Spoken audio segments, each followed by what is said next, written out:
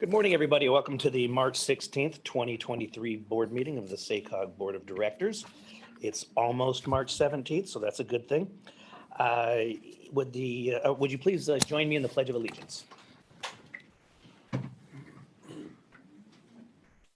I pledge allegiance to the flag of the United States of America and to the republic for which it stands, one nation, under God, indivisible, with liberty and justice for all. The chair, please call the roll to establish a quorum. Thank you. Good morning. Director Baines? Present. Bradford? Here. Branscombe? Yes. Houlihan? Here. Burris? Here. Chapman? Here. Desmond? Here. Dowdon Calvillo? Present. Frost? Here. Gallardo? Here. Goff? Yes. Gore? Here. Guerrero? Absent Harris? Here. Howdeshelt? Here. Jennings? Absent Joyner? Here. Snisley? Absent Kozlowski? Here. Lauren? Here. Lozano? Here. Sander? Absent Schaefer? Here. Stallard? Absent Soon? Absent Thomas? Here. Vang? Absent Villegas? Here. West? Absent Vice Chair Saragosa? Here. Chair Kennedy? Here. And ex officio member Tucker for Benny Paul. Here. Thank you. We have a quorum? We do have a quorum. Thank you. We'll move on to public communications for items not on the agenda. I have one speaker slip, and that's Robin Davis.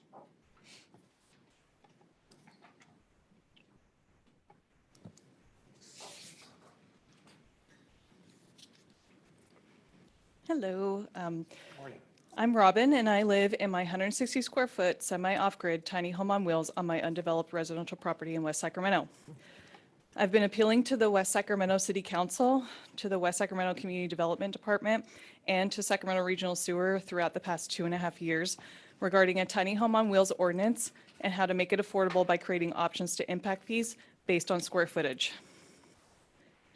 We have included some great resources in our written public comment, including How to Write a Tiny Home on Wheels Ordinance, written by attorney Jennifer Lavini, who helped Santa Cruz County pass their Tiny Home on Wheels Ordinance, which is also in the email to reference so you could see a real life example of a county who is now leading in this movement. We also included information from the Tiny Home Industry Association, led by Dan Fitzpatrick, who was a former city manager and policymaker. The main benefits of implementing a tiny home on wheels ordinance include to more quickly increase housing density with existing infrastructure and without sprawl. This can be done with implementing THOWs as ADUs, primary residences, and in cluster communities. This creates another path to home ownership for disadvantaged communities and creates a much needed starter home option, since only 7% of what has been built in the entire United States in the past decade has been homes under 1,400 square feet. Homes have been getting bigger while families have been getting smaller. Supply has not met demand or the changing demographics for some time. Tiny homes reduce carbon footprint by using less resources to build and to maintain. They use only 25% of the average traditional home's utility usage, produces 5,578 pounds less CO2 each year compared to the average home, and can lower the greenhouse effect by 36%. The state already recognizes THOWs as habitable housing structures, and the state allows them to be counted towards your RHNA numbers. So every reported THOW can be counted towards your low to moderate housing needs allocation required by the state. Lastly, the average cost to build an affordable housing unit in California is $350,000 of taxpayer money on the low end, but the cost to the taxpayer by allowing tiny homes on wheels is zero, while creating a more efficient, affordable, and attainable low to moderate income housing inventory. I still have high hopes that West Sacramento, a state-recognized pro-housing city, will implement this ordinance, not only so that I may come into compliance, but allow others to have more diverse housing options, in addition to getting more people off of our streets. Thank you. Thank you very much, Robin. Appreciate you coming down. As you're likely aware, this is an off-agenda item, so we will not have discussion, but really appreciate you coming down and sharing that information with us. Thank you. Madam Clerk, are there any that have come in, any other speaker slips or anyone called in? No other public communications. Thank you very much. Before we get to the consent calendar, I'd like to announce the external members of the Race, Equity, and Inclusion Working Group. Sit back and enjoy this because it's a long list. The members are Elisa Herrera, Executive Director of Latino Leadership Coalition, Christine Tien, Senior Program Manager with the California Endowment, Kendra Lewis, Managing Director of Sierra Health Foundation Community Economic Mobilization Initiative, Raul Martinez, Assistant Director of Placer County Department of Health and Human Services, William Walker, Workforce Manager of the Sacramento Employment Training Agency, Amy Barnes, Diversity and Equity Manager at the City of Sacramento, Woody Deloria, Executive Director of the El Dorado County Transportation Commission, Shantae Arroyo, Arts and Education Coordinator at the Yuba Sutter Arts and Culture, Marco Lizarraga, Executive Director of La Cooperativa Campesina de California, and Maria Chacon Nightstead, the Communications and Public Affairs Director at the City of Rancho Cordova. So I want to thank everybody for agreeing to volunteer your time. That's a fantastic group of people with a great job on staff for recruiting the diversity that we need to have on that body. With that, we will move to consent. As you know, consent items are those items that are considered non-controversial, but if any board member has an opportunity to ask questions at this time or make comments, or if you like, have an item removed from consent. Is there a board member who would be interested in doing so? Madam Clerk, is there any members of the public? There's no public comment. Then Rochelle moves consent. Second by Baines. Thank you very much. And we have items 1 through 9 on the agenda, consent. We have a motion and a second. Please call the roll. Director Baines, Aye. Bradford, Aye. Branscombe, Yes. Houlihan, Aye. Burris, Aye. Chapman, Aye. Desmond, Dowden Calaville, Aye. Frost, Gallardo, Gog, Yes. Gore, Aye. Guerrero, absent. She's in the hallway. Well, no, we heard aye for the record. Thank you. Director Harris, Yes. Howdeshelt, Yes. Jennings, Here. Joyner. Or aye. You want to vote? Aye. Thank you. Nicely absent Kozlowski, Yes. Lauren, Aye. Lozano, Aye. Sander, absent Schaefer, Aye. Vega for Stallard. Aye. Soon, Aye. Thomas, Aye. Vang. Yes. Villegas. Aye. West, absent Vice Chair Saragosa, Aye. and Chair Kennedy. Aye. Motion carries. That brings us to our first action item, agenda item number 10, the 2023 Regional Active Transportation Program Funding Recommendation. I believe Dustin Foster of our staff is here to present the item. Yes, sir. Great. Good morning, directors. As the chair said, my name is Dustin Foster. I am a planner on the transportation here at SACOG.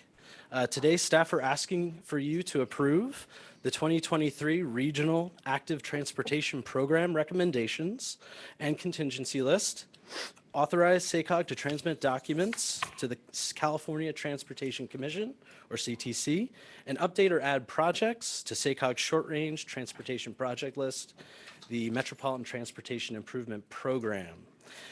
This action was recommended unanimously by the Transportation Committee earlier this month, and the Active Transportation Program is the primary source for funding in the state of California for active transportation projects that increase walking and biking and improve safety for people walking and biking, for which they're both a state competition and a regional competition, which I am presenting on today. Let's see. We're on. All right. Wonderful.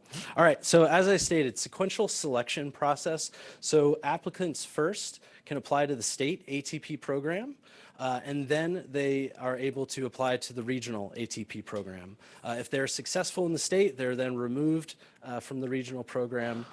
So as you can see here, of particular note this cycle, the state budget added an unprecedented $1 billion for funding projects between the years of 23, 24, and 26, 27. This increased the state round to $834 million and the regional agency share to just under $683 million. So last year, the state ATP program, as you see here, awarded $83.6 million to projects in the region. That was 8 projects that were successful.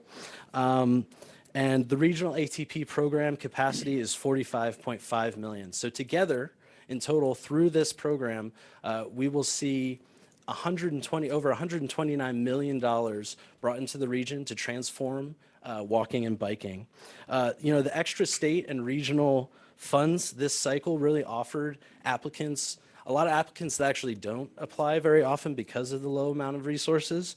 They actually went for it and really proposed bold visions for projects that would transform walking and biking in their communities, and were successful.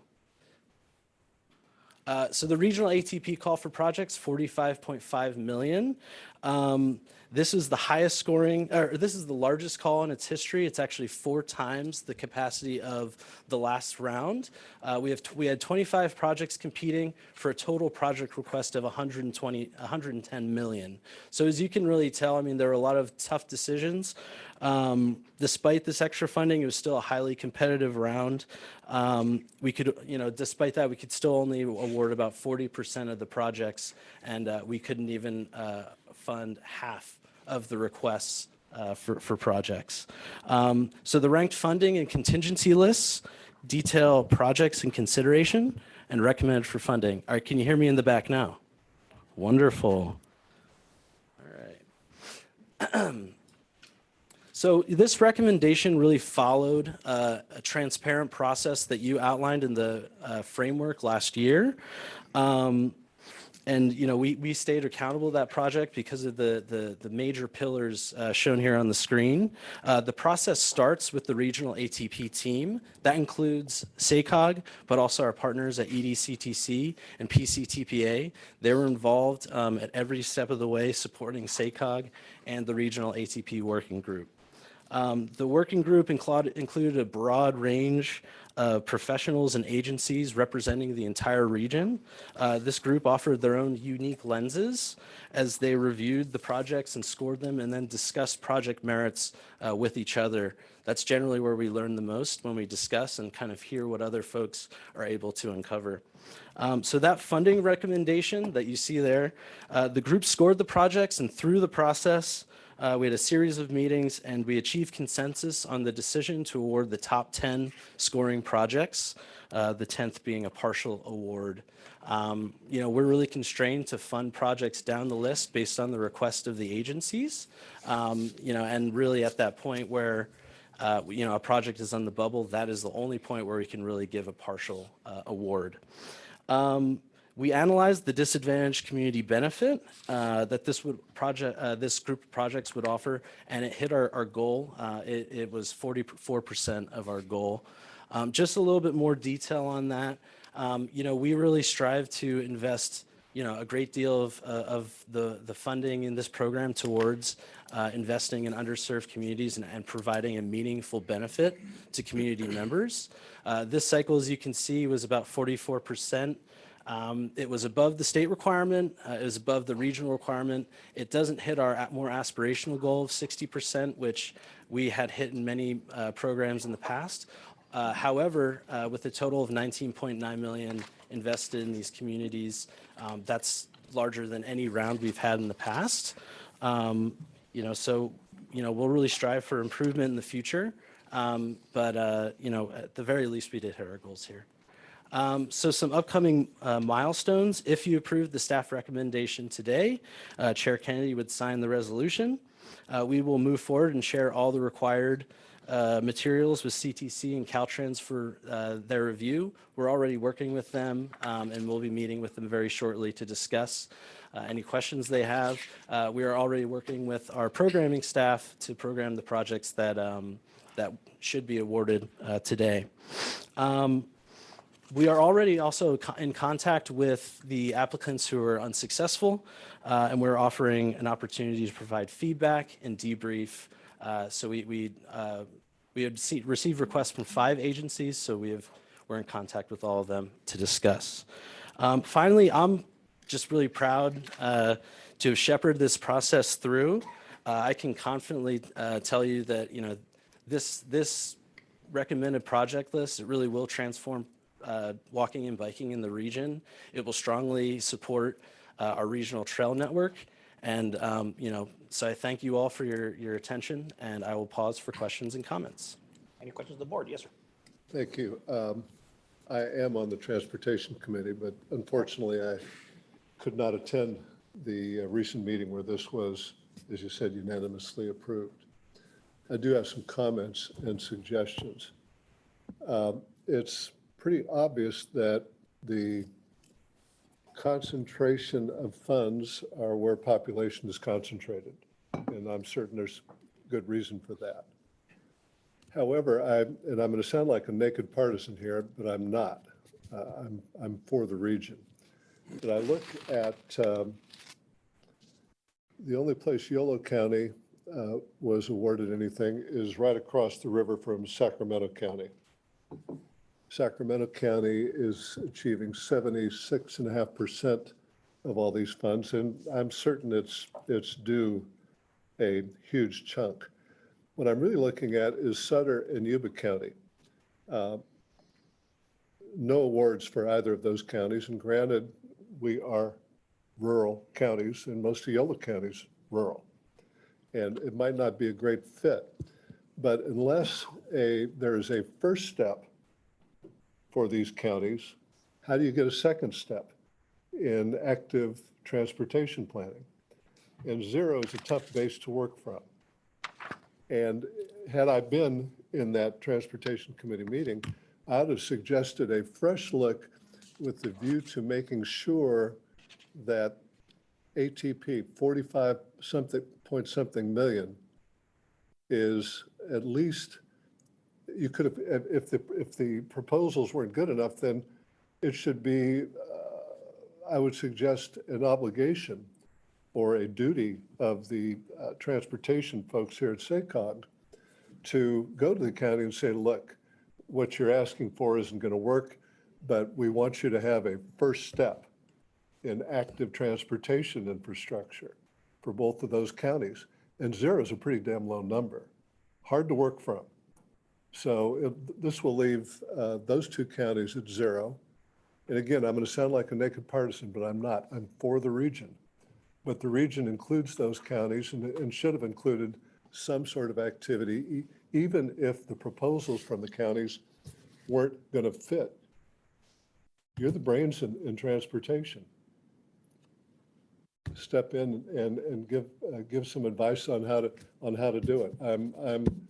I'm worried about this split, and I'm not begrudging any of the areas and agencies that you're recommending for, but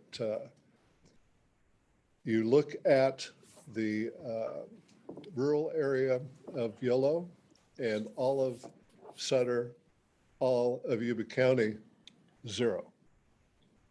And I think that's a problem. Thank you.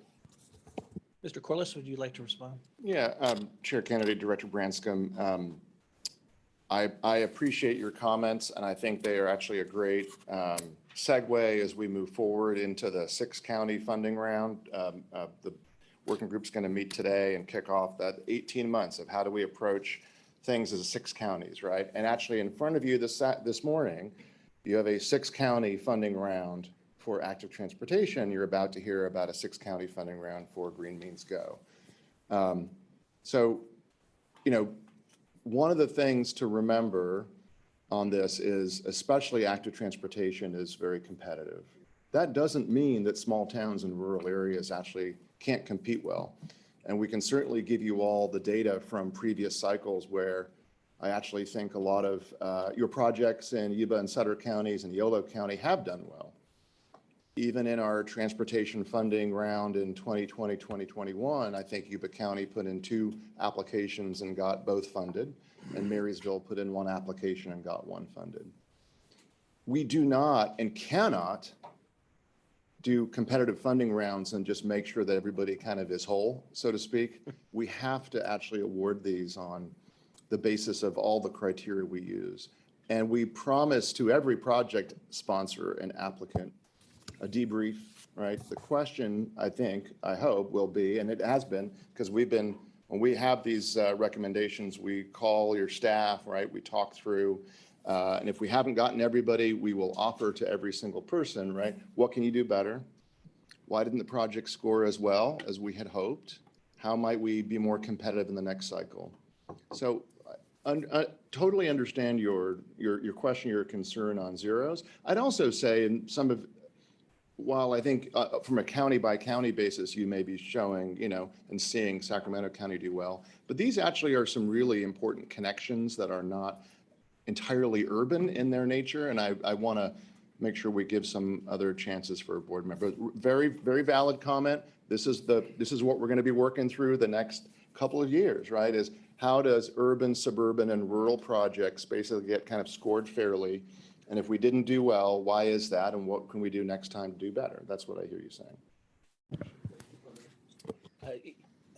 Hang on, Director Suen. I just wanted to follow up with one dovetail off of that.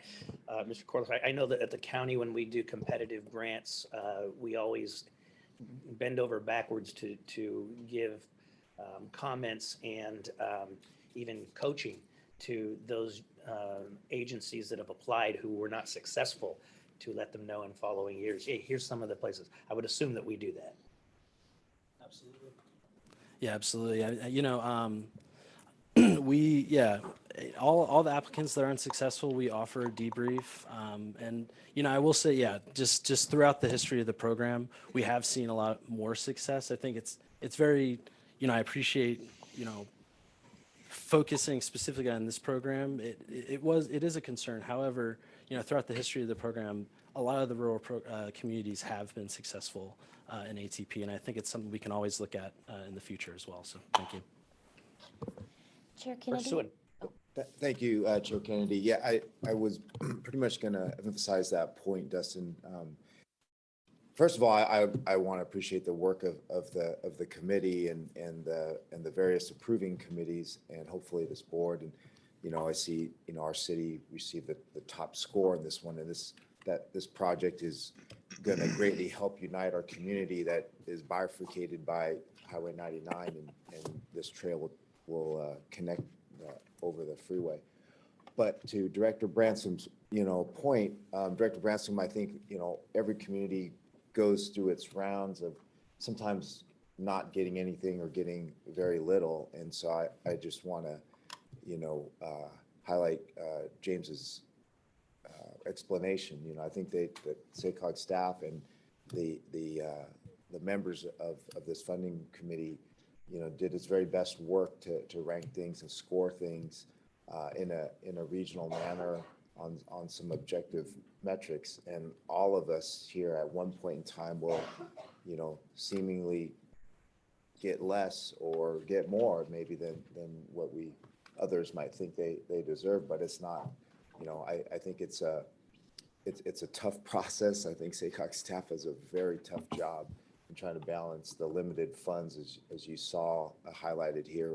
Even with the extended monies, we still had a lot of projects that wouldn't get funded.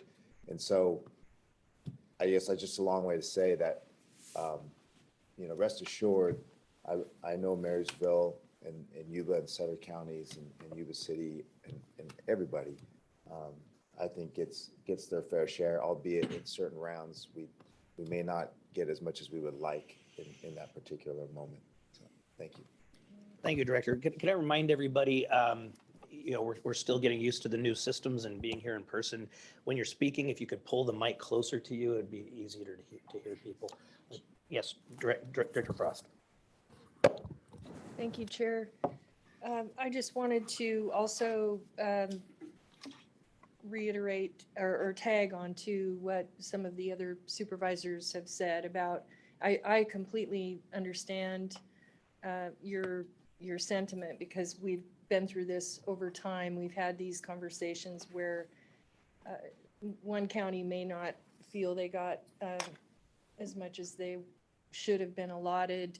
But in the big picture, it seems, if you take, a snapshot in time, it looks way different than over a larger period of time. Some years, some counties get more, and others get less, and it works on a regional basis. And this came up a couple years ago where Sacramento County was advocating, for, something, even if it was just a little bit of, funding that we could be sure of, so that we could get matching funding. And we came to a very equitable, I think, agreement that, moving forward, that SACOG would, try very hard to, focus on how they could help Sacramento County. And I just want to thank the SACOG staff for keeping their promise. And, this is really exciting, and it's not just impacting, I'm really excited about the money that will go toward the Parkway, Dry Creek Parkway, Dry Creek Parkway Trail. Over time, I've even had constituents filling out, petitions to try to continue these trails. And that trail system, as we all know, is like a 60 or 70 mile trail system that goes through Sacramento County and then up through Placer County and back to Sacramento County, and could be, a huge economic engine for the region. And so while I'm sympathetic to your comments regarding fairness, I'm also so grateful for the way SACOG has worked with the Sacramento County staff, and for the funding that's going to bring us a long way on some of these important projects. Chair Kennedy, Director Thomas has her hand raised. Would you like her to speak now? Yes, please. Okay, thank you. Good morning, and my apologies for not being with you today. I was hit with a nasty bug yesterday, so it was best that I stay away. But if the purpose of the active transportation program is to improve access and safety for people walking and biking, the El Dorado Trail and Missouri Flat pedestrian overcrossing checks all the boxes. And I would just like to express extreme gratitude from El Dorado County for the recommendation that this project be funded. This will connect two major parts of the El Dorado Trail across a major commercial corridor. And right now, folks coming off the trail have to go down quite a bit on the sidewalk, go across a crosswalk, and then back to the trail. And it's just not convenient. People aren't doing it. They're dashing across this commercial corridor. There have been accidents. There have been very difficult challenges. And so this pedestrian overcrossing will be a game changer. The other benefit of this is that it will provide critical connectivity from Placerville, where we just opened our new navigation center and emergency shelter, down to the Missouri Flat corridor, where our new community health center has just opened. And so this pedestrian overcrossing will provide really critical connectivity to the trail as well as to the corridor. So just really want to thank SACOG for recommending this be funded. Thank you, Director. Director Guerrero. I just want to also echo my appreciation for the work and the staff work, and also recognize, Board Member Branscombe, if we need additional staff support to, address some of those gaps for those that are seeking a way to figure out how to draw down that funding. I just wanted to elevate that as a possibility to support the individuals, the jurisdictions that not get funding. Thank you. Any other? Mr. Branscombe. Very quickly, thank you. I'm not criticizing any of these allocations. I understand they're all important. I know how hard and how expert you are in applying your talents.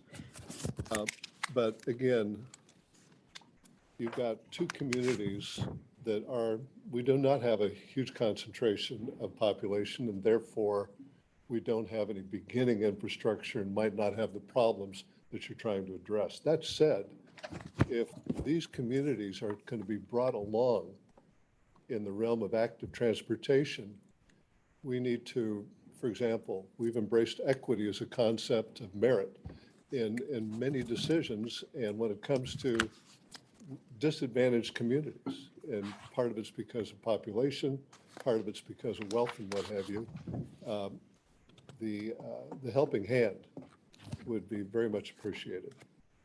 And this is too far down the road to change now. I'm not trying to change now, but I would like to have the awareness going forward on matters like this, that there are communities and the experts that we have here at SACOG should be aware. I'm trying to create awareness here that these communities can use a little help in determining, well, where can you fit? What you have in mind isn't going to work, but maybe this will work. And it'll be easier to come along, whereas the needs I've heard about was just described in El Dorado County. That's a slam dunk. Of course you want to help do something like that. Anyway, that's it. Said my piece. Thank you. Thank you, Director. If I may, Kennedy, sorry, go ahead. one just last, oh, the director, please. Well, if you have to follow up on that. No, all hey, Director Branscombe, I greatly appreciate your comments. We're here, we're here for the agencies up there. We've already scheduled discussions with several agencies in Yuba's Sutter counties. And, what I know is that there is a great vision for active transportation up there through the meetings that we've held with the Regional Trail Network and with the staff that we've worked hand in hand with up in Yuba and Sutter.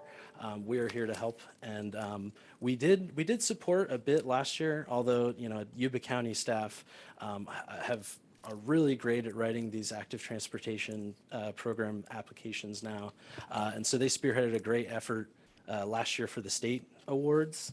And that wasn't listed here in your item, so I apologize for that. But they were successful to the tune of about $20 million for the 8th largest project awarded last year. So that will be very helpful for those communities in Yuba County. So just wanted to add that for support. I'm speaking for Yuba County, Sutter County, and rural Yolo County, what have you. Thank you. Appreciate it very much. And the very patient Director Dowden Calvillo.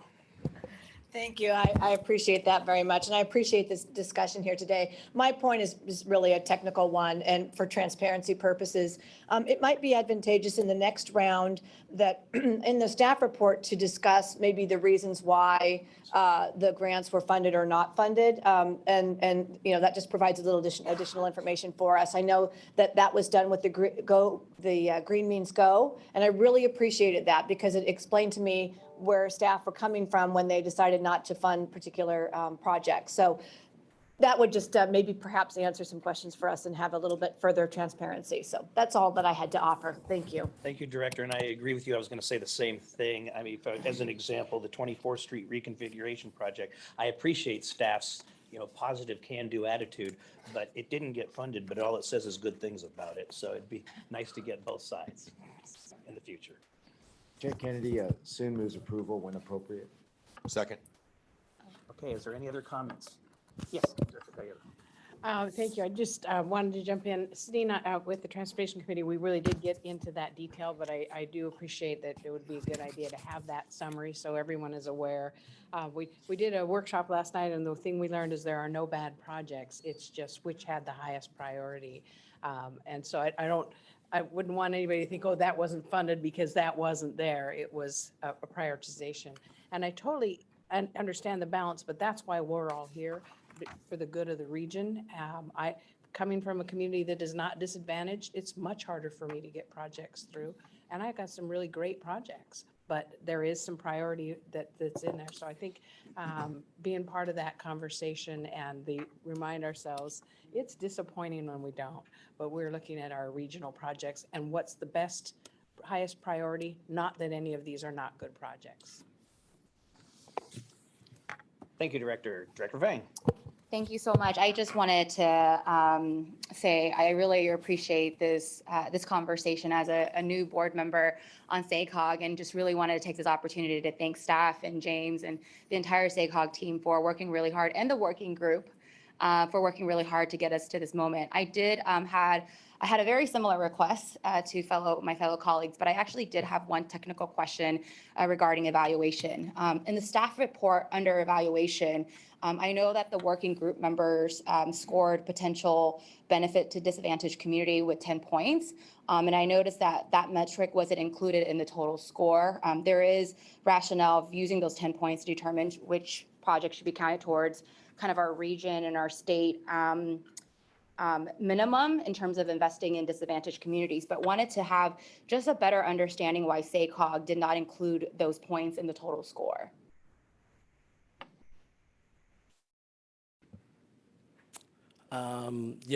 Historically, we haven't included those in the total score. Dustin, can you speak a little more into the microphone? Sure. Yeah, historically, I appreciate you for noting that we haven't included it as the total score. We've only mainly added it so that we would be able to tell whether the projects provide a meaningful benefit to the disadvantaged communities. Yeah, and why it wasn't added, I think I couldn't. Historically, we just haven't had it included. Yeah, I just found that really interesting when I was reading the staff report, and noticed that the working group members did score it as, if the project, was in disadvantaged communities, but the metric wasn't included in the total score. I did see that, we use those points to determine our minimum threshold for disadvantaged communities in the region, but just trying to have a better understanding why it wasn't included. I believe it should be included, but maybe that framework was different before I came here on SACOG, and just wanted to have a better understanding of that. I know there was a lot of discussion, and I want to tee this up as we go forward in the funding round, and we talk about equity and disadvantaged communities, which for some of you in the region think it's about time, and others think that means my project won't do well.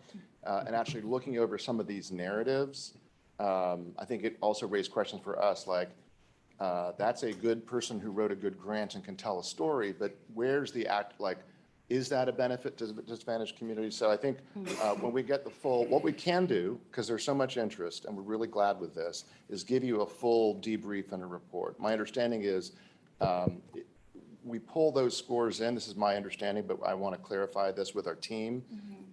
If we don't hit the minimum, so we just hit the minimum this time, which Dustin showed you those. That's my understanding. But it also raised some important questions for us, I think, which is, we want to ask that question going forward. What's the meaningful benefit to disadvantaged communities? We want to make sure we're getting even answers across the board, and we're not giving a sort of advantage to better grant writer or writing, but actual true meaningful benefit. That's my take on this, Director Vang. Thanks, James. Appreciate that. I would be curious to know if those 10 points were included in the total score, what that would actually look like. And then just mapping it over, I'm curious to know what that actually would look like. Maybe it would be the same. I don't know, but just curious. And looking forward to future conversation about that. I know that we're going to be engaging in that conversation, but really appreciate your insight on that. And I think it's just a continual conversation about scoring. And if it's a priority, then I think it should be considered in the total score. But just wanted to put that on record. So thank you so much. Thank you, Director. If I may respond to Councilman or Board Member Vang's question, this stems back to the policy framework that was approved by the SACOG board last year and then sent to the California Transportation Commission for approval. It is something that is revisited every cycle when we are starting the call for projects. And at that point, when we approved it, it was not nominated for change by the Board of Directors as part of the proposed policy framework. But as I mentioned, it is something that we revisit every time, and would be happy to keep this in mind for the next policy framework discussion. That sounds great. Thank you so much. Appreciate it. Thank you. Any other board members? All right, Madam Clerk, I don't have any speaker slips. Is there anyone in the public that you have? Yes, we do have public comment online from Woody Deloria. Would you like him to speak now? Please. Thank you. Good morning, directors. This is Woody Deloria, the Executive Director of El Dorado County Transportation Commission. I wanted to add to Director Thomas's comments and thank your board for consideration of this regional ATV funding recommendation that's been presented by your staff today. Specifically, want to thank Dustin and Victoria Cacciatore, as well as other SACOG staff who have managed this complex and highly oversubscribed program. We are very grateful to SACOG for recommending the Missouri Flat Road pedestrian overcrossing. And to add a bit of context to the conversation I've heard this morning, this is the 5th time that we have submitted this project for consideration and have been working with SACOG to improve the application and project to become more competitive. And now we're finally successful. Often these projects, especially in rural parts of the region, have to play the long game to be successful. So it's critical to continue to improve those applications and not lose hope through these highly competitive funding rounds. As Director Thomas mentioned, this is an overcrossing of the county's growing commercial corridor where we have already had one pedestrian fatality related to crossing this busy roadway. Consequently, this critical active transportation project will connect 12 miles of Class 1 multi-use trail extending from that Missouri Flat Road corridor all the way up to the community of Camino, with 2 miles of Class 1 multi-use trail to the west from Missouri Flat Road to the historic gold mining town of El Dorado. Ultimately, this multi-use trail is planned to extend to the west and one day connect with the American River Parkway, which will be a transformative active transportation corridor for our region. So thank you for your consideration and support to deliver this project, which is going to be transformative for our county. And we look forward to having you up to El Dorado County to possibly take a ride on the trail and have ribbon cutting for that pedestrian overcrossing once it's done. So thank you all very much. Thank you for taking the time, Mr. Deloria. Any other members of the public? There's no other public comment. Okay, then we have. With appreciation for the inclusion of the Dry Creek Trail, how to Shelp moves. We have a motion on the floor by Director Suen and a second by Director Harris, I believe. It was Director Desmond. Oh, Desmond, okay. It was close. We have a motion and a second. Would you please call the roll? Thank you. Director Baines? Aye. Bradford? Aye. Branscombe? I have a great respect for momentum. This project has momentum. Aye. Houlihan? Aye. Burris? Aye. Chapman? Aye. Desmond? Dowden Calvillo? Aye. Frost? Gallardo? Aye. Gog? Yes. Gore? Aye. Guerrero? Harris? Howdeshell? Aye. Jennings? Yes. Joyner? Aye. Nisley absent. Kozlowski? Yes. Lauren? Aye. Lozano? Aye. Sander? Aye. Schaefer? Aye. Vega for Stallard? Aye. Soon? Aye. Thomas? Aye. Vang? Yes. Villegas? Yes. West absent. Vice Chair Saragosa? Aye. And Chair Kennedy. Aye. Motion carries. Chair Kennedy is I want to make a quick comment because Director Branscombe set a few things up there very nicely with his comments on this. And one is about Yuba Sutter. I think one is about disadvantaged communities and having us understand the needs. And as you're transitioning to this next item, I just want to say we're excited to see you in Roseville next month for the board meeting this time next month. We're also excited to see you up in Yuba County in August because we're going to go to unincorporated Yuba County. And we're actually going to be talking about some of the active transportation needs in Yuba County, especially in unincorporated communities, and some of the successful investments they've had, but also some of the challenges. So that's a great preview to join us August 17th for the August board meeting in unincorporated Yuba County. So more to come on that, but we hear you and we think a lot about this, and actually your county has been successful in the past, and we're gonna talk about that in August. So thanks very much, Chair Kennedy. Thank you.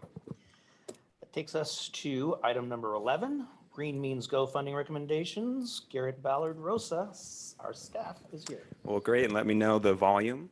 I can raise it up if need be. Yeah, But use your outside voice. That's right. I'll do my best. Well, yeah, very excited to be in front of you this morning. Again, this would be the final action on the Green Means Go funding program, the first ever of the Green Means Go funding program. A lot of similarities to the item you just heard. Again, this is a funding recommendation, a very oversubscribed program. Several important distinctions I will talk about, but before I go into what makes Green Means Go unique, I did want to stress up front, right? This is an oversubscribed funding program. We very much recognize we were not able to recommend all the projects that came forward. When this project moved through the Lunar Committee, the Lunar Committee heard a comment from one of the projects that was not recommended moving forward. That comment's also in your packet. So we just want to acknowledge, right, the disappointment by that project and other projects that are not recommended, and we totally understand that. But now I'm going to pivot to Green Means Go and what makes it unique and what makes it innovative. As I said, this is the first time we've ever had our Green Means Go funding program. Really, Green Means Go started as a concept before there was even any funding attached to it. There's always shared goals at the local level, at the regional level, at the state level, around community revitalization, around infill redevelopment. And of course, we have a very important target given to us by the state of how to reduce greenhouse gas emissions. So we knew that infill development is going to be an underpinning of how we meet that collectively. Yet we know that infill here in the Sacramento region looks a lot different than other parts of the state. So if we were going to be successful in meeting those goals, we needed a homegrown program. And that's what Green Means Go is. It's really the Sacramento region's homegrown response to think about infill redevelopment. We're really pleased that all 28 jurisdictions in the region, all of you have supported Green Means Go. And then 26 of you, so 26 of the 28, have nominated your own green zone. So all this funding you'll be considering today is in those locally nominated green zones, areas that have capacity for housing, that have local policy in place to support the housing, but yet face some really serious infrastructure and other challenges that make that a barrier for that housing to come online. So again, this was all Green Means Go was a concept before there was any funding associated with it. You all and many others in the region got together with joint advocacy. We're very fortunate to have this first round of funding, this $31 million you'll be considering today. I think an important distinction from the item you just heard is this is a pilot program, Green Means Go. We're super excited about these projects that you'll be considering, but there's not, as of yet, the next round of Green Means Go funding. We very much hope there will be new Green Means Go funding in the future, but these transportation programs, like you heard about from Dustin, right, those happen every several years. This is, as of yet, the only Green Means Go program, but we'll be reaching out to you in the future about how we think we can continue the advocacy and get more of these types of funds coming to the region. So again, these awards really are getting at some of those key barriers to infill development across the entire region. And we know those barriers are significant and they're sticky. You know, this $31.3 million is just a drop in the bucket, but we're really excited about demonstrating the need in the Sacramento region and what we can do collectively, given this type of funding. So about $5 million of the awards you'll see are for planning activities, things that we can be doing to get these green zones, these corridors ready for capital investment, better understand the infrastructure needs, think about ways to finance and policy and regulatory change. But mostly the awards themselves will actually be for infrastructure. We call those capital investments, right? These existing corridors have outdated infrastructure that cannot accommodate this new infill growth coming in. So again, a drop in the bucket, but actual infrastructure going in the ground to help accelerate housing throughout the region. So as I said, $31.3 million, a great exciting program. Just the tip of the iceberg of what we need for infill and what we see in the blueprint we need moving forward. But we really think through this program, we're able to demonstrate our region as a pilot region. We talked a little bit in the Lunar Committee. This Green Means Go funding is nested within a broader state program. We're very happy. I don't know if you're tracking the staff report.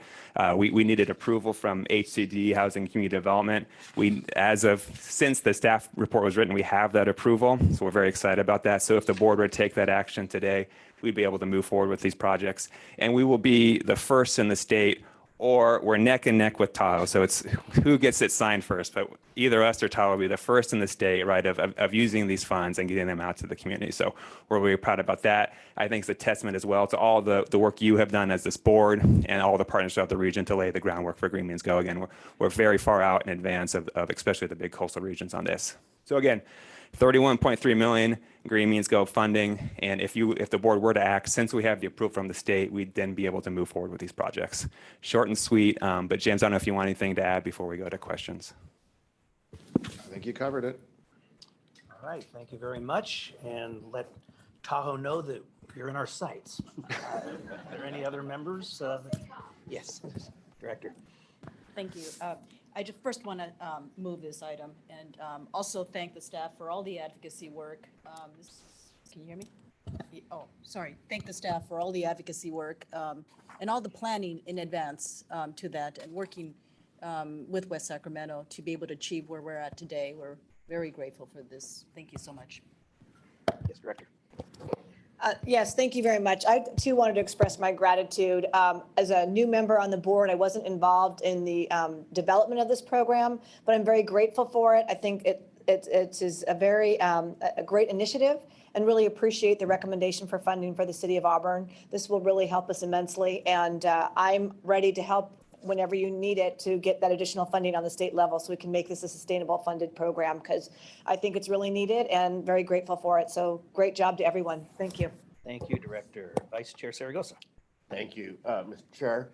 I just want to say I'm disappointed that I didn't, obviously our municipality didn't get funding on this one, but there is such a wealth of great projects that are being funded on this project. I am so happy that we were able to go lobby and be successful in getting the funds needed to be able to do these programs. And I'm just as enthusiastic about going back to the legislature, trying to get more funding for our region. So while I wasn't successful this round, I'm hopeful that in the future, as we procure more funding, that we will be successful. And just want to say thank you to staff for really putting a great process together so that we can fund some really good projects. So, thank you. Thank you. Any others? Seeing none. I do have two speaker slips on this item. The first by Veronica Hunter.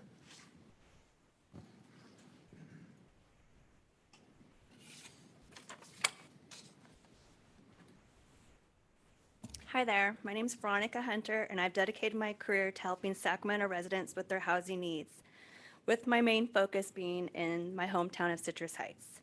In California, it is not just a homeless crisis anymore, it's an affordable housing crisis. The fact that almost half of our Citrus Heights households are made up of single income earners who qualify for a home loan but unable to afford a home within the city. We have a list of other cities and counties around California who are allowing movable tiny homes and ADUs to help bring immediate housing and affordable housing solutions to their communities. Infill projects are a great way to create more affordable workforce housing solutions. However, working with developers and builders, our largest issue to close the gap in affordability is the cost of utilities and infrastructure. The fact the same cost for a 500 square foot home and a 3,000 square foot home is a huge roadblock for builders' desirability to build smaller. Personally, I love the opportunity to sell homes to our Sacramento and Citrus Heights workforce residents, but our builders are building larger homes, which make it unobtainable for our workforce, our first-time home buyers and our move-down buyers. Proportional utility fees would open up the developer's ability to build our community needs. I'd like to give you an opportunity to learn more with a short presentation on how this model is helping communities throughout the state close the gap in affordable housing. Thank you. Thank you very much. Randy Sater.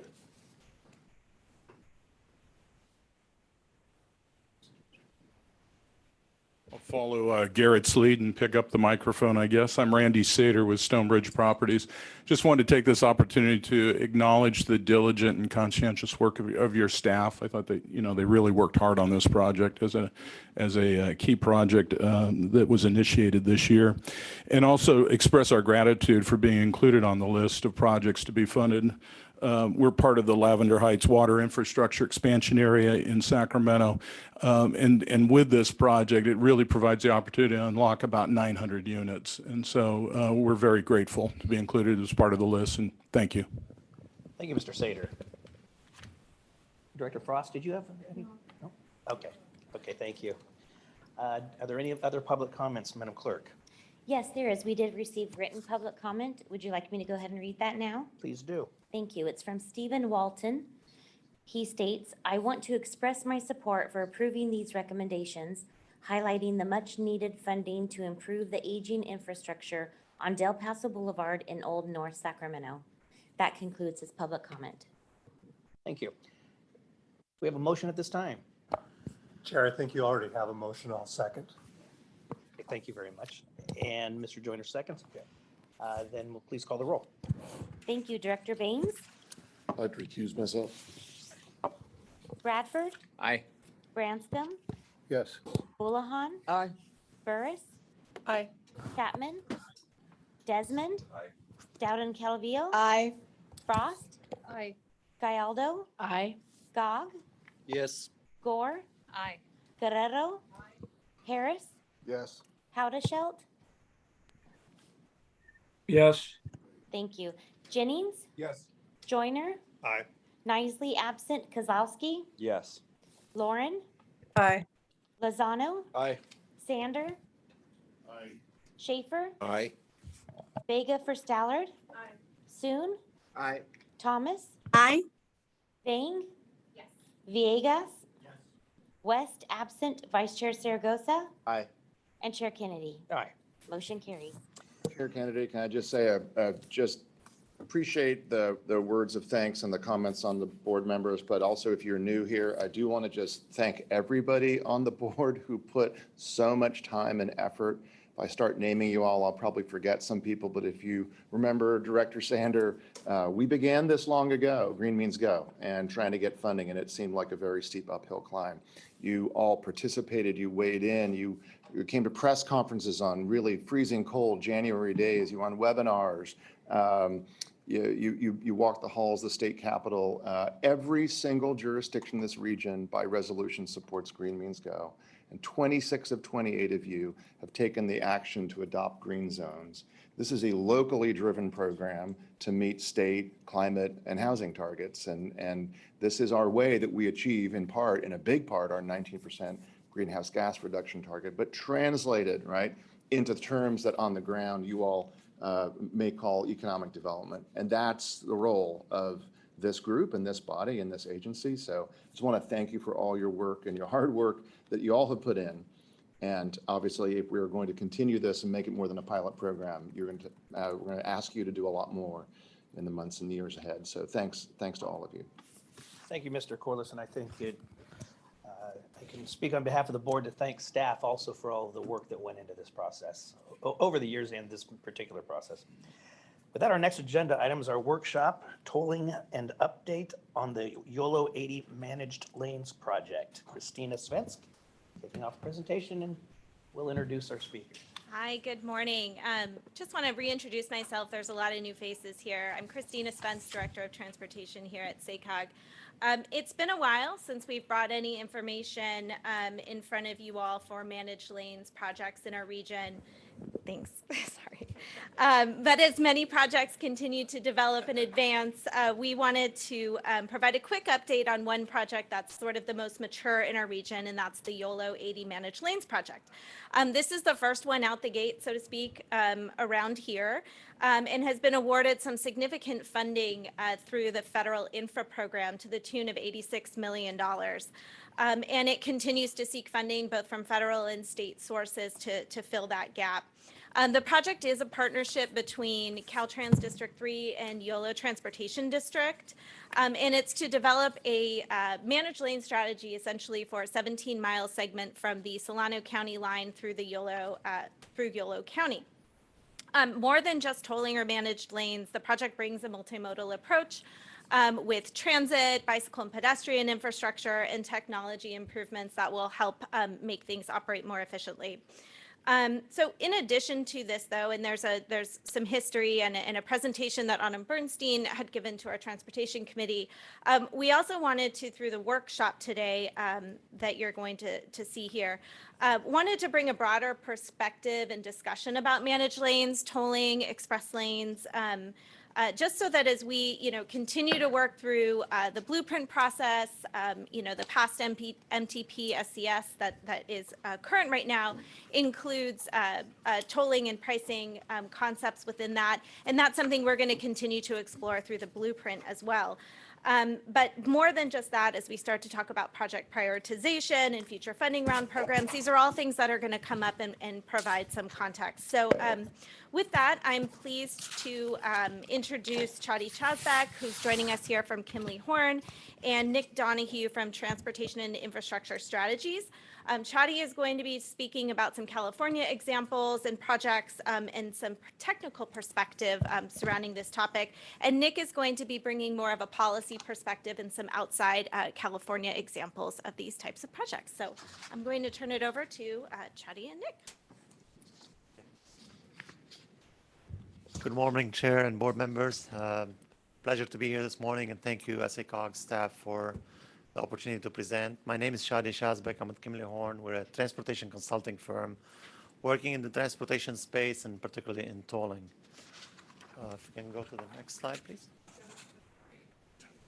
There you go. Thank you.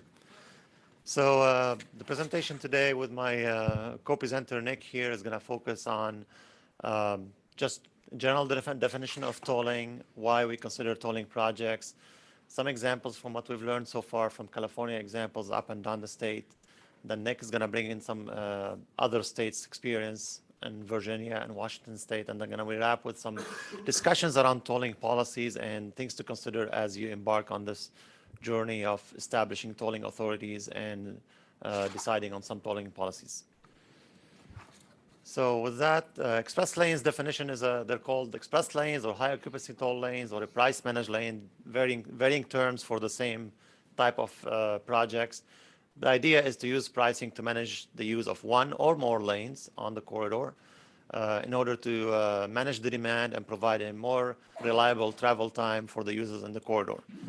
That reliable travel time would include for people who are single occupant vehicles with one person in the car, or also for carpoolers or van poolers or transit who use the corridor. Most of the current projects that were out there is basically the information is provided through overhead signs that display your pricing information. So drivers would see a toll price before they enter the corridor and make a decision whether they're going to use the corridor or not. There are toll gantries with electronic toll readers that would read your fast track toll tag that you mount to your windshield or your dashboard. So there's no more gateways or toll booths. So it's all electronic tolling at high speed, at freeway speed.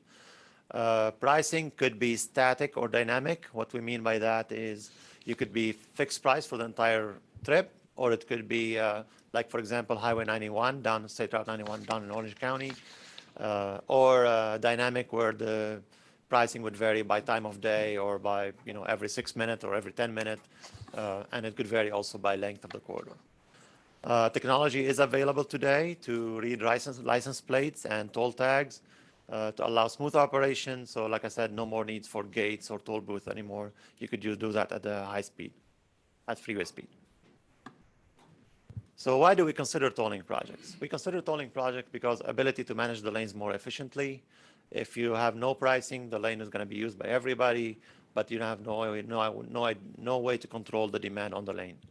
So what express lanes provide is that through pricing, you can manage how people use the lane and when do they use it. So as more people try to use the lane, if it's a dynamically priced lane, you increase the price to curb the demand. So you maintain a certain number of vehicles going through the lane, and as a result, you provide a more reliable travel time through the corridor. They also offer a choice. Not everybody has to pay, and you don't have to pay all the time. You pay only when you need it, and when you don't need it, you're not in a rush. You can use the general purpose lanes. When you do need it, and you're trying to get to a meeting or pick up a child from the daycare, and you're going to charge you if you're late, that's an option where you can use the lane and pay your way through. Allows more reliable travel time for transit and carpoolers as well. So if you have transit in the corridor, they can use that lane, and that lane is going to be more efficiently managed, so your bus isn't going to get held up by traffic like it does today with the regular lanes. We use the toll revenue to offset the decline in transportation funding. I think as a board, you've heard a lot about the decline in transportation funding due to the fixed gas tax and also more electric vehicles and clean air vehicles that are using, so they're using less and less gas, so the revenue is declining. So that's another way to bridge the gap in funding. That toll revenue could be used to maintain the lane and maintain the operation of the lane itself and keep it in good condition. I think we have some statistics nationwide about 43% of our infrastructure nationwide is poor condition. So the need for transportation funding is great, and this one way we could do that. And then use of additional net revenue to fund additional investment in the corridor.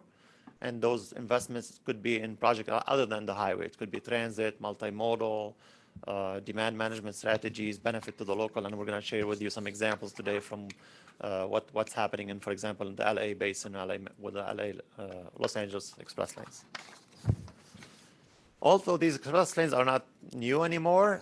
They've been growing over the years in the country, and you can see more and more of the lanes are being built across the U.S. The orange bars is the express lanes, and the blue bars are the traditional HOV lanes. A lot of states are either converting their existing lanes to hot lanes or building express lanes right off the bat and not building HOV lanes anymore. So that data from a national perspective provides you an example of where things are going. So some of the lessons learned, we've heard from the Bay Area Express lanes, which you may be familiar with, or Southern California Express lanes. They provide benefits to all. That means not only the people who paid to use the lane would benefit, but also people who did not pay to use the lane benefit. So people who are in the general purpose lane, because some people have moved from the general purpose lane to the express lane, those other lanes also start to experience some travel time benefit as well. Express lanes provide a choice to use when needed. They're used by all income levels. They have, initially when we started doing these lanes years ago, they were dubbed the Lexus lanes for people with high income. These are the only people could afford them. That's turned out to be not the case. The data shows across the nation that people from all income levels use these lanes. And they use them, they don't use them on a regular basis, like not every day, but they use them only when they need them. But the users are from all income levels. Dynamic pricing, which is an example of the sign that you see here from the 580 corridor out there on the picture, allows flexibility to manage the traffic through the corridor. So if you have a long corridor like I-80, for example, it's the one that was mentioned, 17 miles. The dynamic price allows you to manage the lane, the entire 17 miles in segment instead of having one price for the entire 17 miles. Because the one price takes away that ability to manage the traffic. Versus if you break it into segments, it allows you to have flexibility to manage traffic to the varying conditions of the traffic in the corridor, but also be more equitable so people pay their fair share in the corridor instead of somebody fitting the larger bill. Considering across multiple corridors creates a less driver confusion, so you have to have a consistency among the corridors.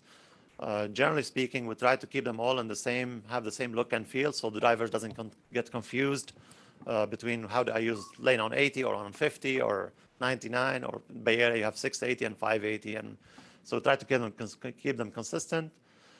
A lot of the Bay Area corridors, for example, originally were an HOV and they were converted to a toll lane, but it allowed the HOVs to continue to use the lane for free. That creates some complexity in terms of how do you declare who's HOV and who's paying, and how do you do that explanation to the drivers. But it is possible. We could do it with technology, with public outreach, with campaigns, with information out there. It's possible. It does create some challenges when you mix the two, though. And then violations is closely correlated with the access separation. What I mean by that is that you have varying types of separation between the managed lane and the other lanes. So you could either the Bay Area example is a dash stripe, your regular HOV lane where you can get in and get out anywhere. So that's one example. You have other example where you have a limited access express lane, but it's only separated by a double white line, a stripe, and you can get in the designated location. Or you could go to the full separation where there's a physical barrier separating the managed lane from the adjacent lane. The violation in these corridors depends on what kind of access separation you create. Of course, the barrier is the more secure one. That's the one that provides the best separation. The other ones have pluses and minuses on both. The data is not definitive on which one is better, but the barrier is the one that separates provides the better separation and reduces the amount of violations. Public outreach and public education is very important with these express lanes, particularly in a region that doesn't have them yet, like Sacramento region. So for that reason, you want to start early, you want to educate the public, you want to engage with the public with these, explain how they work. Partnership with transit provides the corridors with promote high transit. So as you develop these projects, and as you heard earlier from Christina about multimodal aspect of the project. Those are also important because you can start thinking about increasing transit in the corridor, enhancing, the transit providers, building mobility hubs along the corridor, other things that you can build with the project to enhance the transit use and incentivize mode shift as well. Building stakeholder consensus on the project goals and objectives is very important as well, because some of the key decisions that you have to make as a board down the road is going to have to tie into what your goals are with the project. So what you're trying to achieve with that project is very important because it's also going to lead into how you design the facility, how do you decide who is eligible to use it. So those goals, objectives are very important for the board to wrestle with as you plan for this. And then equity is a big component. As we all know, equity is a big topic of discussion these days, and engaging with the disadvantaged and low-income communities is very important. Our advice is that we don't assume that you just give somebody a toll credit and you're going to be good. Actually engage, because some projects, as you can see, have looked at other options, engaged with the community, and determined which one is the better equity process to incorporate with this project for that particular community. So it's better to engage with those communities and get that input up front and build that equity program about what you hear from that community. And I'm going to give you an example as well on some other project that they're doing that. So examples of how the net revenue is being used. So before I do the example, net revenue meaning after you pay for the operation and maintenance costs. So you take your gross revenue, you pay for if you have any debt, if you have any operation of the lane costs, and then any maintenance costs. After you do all that, your net revenue is what we're talking about here. An example of LA Metro, which is a big program, we're not saying that every region is going to generate the same amount of money, but for example, in LA Metro, they've generated $47.8 million since 2014, and the top 5 projects that have been funded are listed on the slide. But as you can see, very few of them are actually highway expansion or modification to the freeway. It's actually mostly express bus, multimodal, mobility hubs, multi-use path. So those fundings are all projects that were funded through toll revenue and went to other modes of transportation to incentivize mode shift and encourage people to get out of their cars and use other modes of transportation in the corridor. And then also on the equity, LA Metro did an extensive equity outreach. And by the way, LA Metro is the local congestion management agency for LA. So LA Metro used the extensive equity program, and from that they determined a one-time $25 credit. When somebody sets up their account, they get a one-time credit on their toll tag. And they issued 23,884 low-income accounts since then. But they also did something unique to LA Metro, and I don't think there's other examples around the country yet, where they said for every 16 transit trips you take on the bus, you get a $5 toll credit on your toll tag. So the day when you decide to use the toll lane, you have that extra credit on your account you can use. That's unique to LA, but that's another way where you can combine the transit use and the toll use into one program. San Mateo Express Lane, which just opened last week, actually on 101, has two parts to their program. They have a $100 transit credit on a Clipper account. That's annual. So every year you get $100 on your credit on your Clipper, which you can use on BART or any transit or their bus. Or you can do a one-time $100 toll credit on your toll tag after verification that you are part of the low-income category. So these are two different variations to show you what other people are doing the equity programs. And I'm going to hand it to Nick to talk about Virginia and Washington. Thanks, John, and good morning, everyone. Appreciate the opportunity to be with you here. Again, Nick Donahue. I'm going to talk a little bit about the experience we had in Virginia with express lanes and kind of just why did we do them, what's happening, and what are some of the outcomes that we're seeing. And then when we wrap up, Charlie and I are happy, to the extent James will allow it, to take questions, because I know we're running a little over here on the agenda. So just to kind of, where's Northern Virginia as we talk about it? Virginia's a state of 8 million people. 40% of those people live in Northern Virginia in the suburbs of DC. This is a map here of all kind of the major interstates in Northern Virginia. There's currently 80 miles of express lanes in operation. There's another 10 or so miles under construction, and then 10 more miles essentially under environmental review. When that is all done, every single mile of interstate in Northern Virginia will have an express lane on it. So you might wonder why? Why does every interstate in Northern Virginia, the largest urban area in Virginia, have an express lane on it? So I'm going to tell you a few kind of reasons for that. The first is we found that just widening the roads with normal lanes wasn't working anymore. So this is a heat map. Don't worry exactly what it means. Green is good. Red is bad. And the top of that is the Beltway in Virginia, and going down is driving essentially 50 miles outside of the area to the edge of kind of the development in Northern Virginia. You don't see a lot of green there. But what's really important is that middle column, 2030, that's what traffic is like if we did nothing to the road. Again, not pleasant. This is one of like the most notorious stretches of interstate in the country. I can tell you it is not fun. People literally like plan entire activities around when can I hit I-95 at the right time? Because if you hit it at the wrong time, you're gonna be there for a long time. I've spent hours on this 50-mile stretch just sitting in mind-numbing, seemingly interminable traffic. It's not fun. So we had legislators who said, why don't you look at widening it? Tell us what that will do. And so we did a corridor plan in 2019, and we looked at widening it. We thought it was going to take us about 10 years if we had all the money, which is $12 billion. We didn't have the money. But if we did, what would travel speeds be like in 2030 when we were done building it? And that's that column you see on the far right. Your eyes are working. There's not much difference. And so we came to kind of the conclusion we shouldn't be spending billions and billions of dollars if the outcome at the end of that process is going to be the outcome today that everyone has told us is unacceptable and does not work. And this is why express lanes is a big part of kind of the mantra in Virginia and at VDOT for how do we make our roadway and transportation system work better. And so I want to go through a few examples here. The first one I want to talk about is I-66 inside the Beltway. This is a 10-mile stretch of road that runs from the Beltway around DC and then into DC and ends at a stoplight next to the Kennedy Center. This is the only road in the country that when it opened, every lane was HOV during rush hour. So in the morning, heading into the city, it was HOV only. In the evening, heading out, HOV only.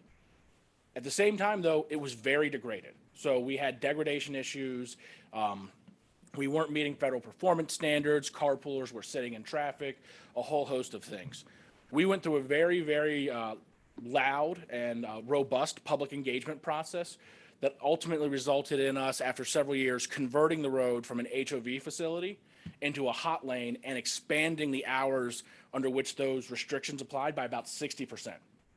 We also removed clean fuel vehicles from the road and increased the occupancy requirements.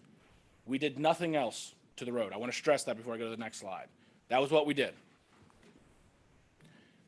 On the left, you see the speeds. Again, don't worry about what orange means. Orange means slow, green means fast. And so what you can see is before we did these changes, there was a fair amount of congestion on that facility, congestion that was impacting commuter buses, impacting carpoolers, et cetera. If you see then the one on the right, that is 1 year after implementation. 20% increase in speeds from the implementation of the pricing on this facility, as well as introduction of additional commuter express routes, bus routes, that is kind of along that corridor. Again, no roadway widening, no ramp improvements, nothing else. $55 million project to implement kind of management of this facility and expanding the hours of the management there. The other thing we did, though, with this facility is it created then money that is now for the next 40 years in a partnership between the state and the region, going to be reinvested into transit, carpooling infrastructure, and other things along the corridor. In the first 3 years alone, $40 million was reinvested from toll revenues in this corridor into new park and ride lots, new transit incentives, buying buses, paying for the operation of increased frequencies. But not only that, some of the existing bus routes that ran there because speeds were improved could run additional service back and forth with the same number of buses and drivers because they weren't stuck in traffic anymore. And so a big part of, again, these express lanes is to move more people. Everybody focuses on the solo driver who's paying the toll, because that's often what kind of creates the revenue and that's what changes. That's not the goal of these projects. Is that a helpful unintended consequence if you need a travel choice and you're driving by yourself? Absolutely.